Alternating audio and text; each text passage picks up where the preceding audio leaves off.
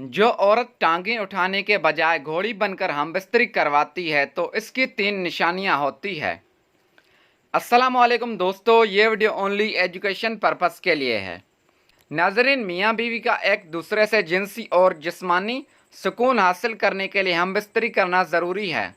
फिर चाहे वो किसी भी वक्त किसी भी तरीके से हमबिस्तरी करें, लेकिन बस औरतें ऐसी भी होती है जो एक खास तरीके को पसंद करती है। कोई लेटकर हमबिस्तरी करना पसंद करती है, तो कोई बैठकर, तो कोई खड़े होकर। लेकिन इन सब के अलावा बस औरतें ऐसी भी होती हैं जो घोड़ी बनकर हमबिस्तरी करना पसंद करती है, जिसको आज की इस वीडियो में हम आपके साथ शेयर करेंगे। नंबर 1, कमर पतली होना। वो औरतें जो टांगे उठाने के बजाय घोड़ी बनकर हमबिस्तरी करवाती है तो वो उम्मन ऐसी औरतों के कमर पक्की होती है, कमज़ोर होती है, क्योंकि ये पोजीशन कमज़ोर लड़कियों के लिए फ़ायदेमंद साबित होती है। कमज़ोर लड़कियां इस पोजीशन में हमबिस्तरी करने से अच्छी तरह मुतमईन होती है।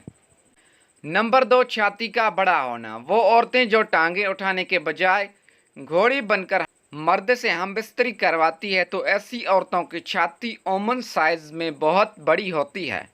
ज़्यादातर बड़ी उम्र की औरतें घोड़ी बनकर हमबिस्तरी करना छाती नीचे लटक जाती है, जिसकी वजह से छाती की साइज में पसंद करती है, क्योंकि ऐसी औरतों को हमबिस्तरी का बहुत तजुर्बा होता है।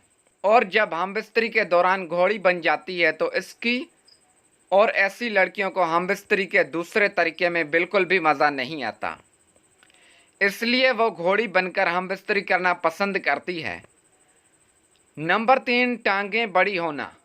वो औरतें जो टांगें उठाने के बजाय घोड़ी बनकर हमबिस्तरी करना पसंद करती है तो ऐसी औरतों की टांगें उम्मन मजबूत और बड़ी होती है कि इस पोजीशन में औरत का सारा वज़न इसकी टांगों पर होता है।